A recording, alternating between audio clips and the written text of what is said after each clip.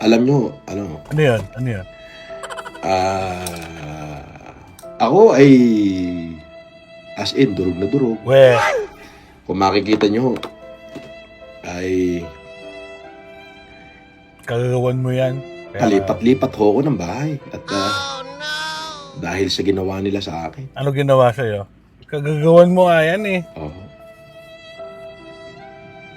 Tinanggalan nila ako ng livelihood. Kasalanan mo. Violate ka ng community standards eh. Tinagal ka Yung sa aking mga social media. pinagtatanggal na nila. Yeah. Violation of But community it's standards. okay. For as long na nandiyan kayo, Oh. Nabola pa. maraming salamat ho. We,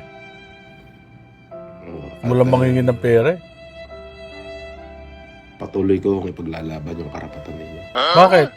Nawala ba karapatan nila? Patuloy ko akong CHR ka magsisipag upang kahit papano, pag may naipon, meron akong maiibahagi sa ating mga kababayan.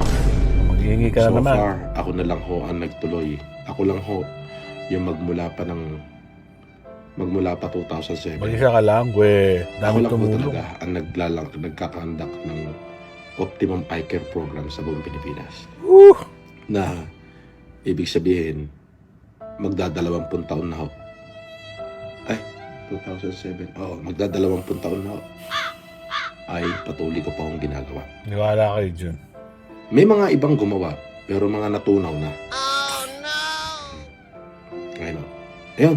So, salamat.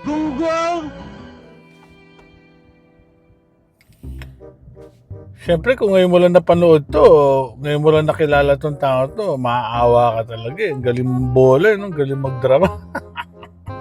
Ay, kagagawan mo kaya ka nagkakaganyan. Lahat ng mga yan, kasalanan mo. Sinisisi mo yung iba, sabay paawa. Sabi ko sa inyo, paawa lang yan. Bukas makalawa, iba na tono niya.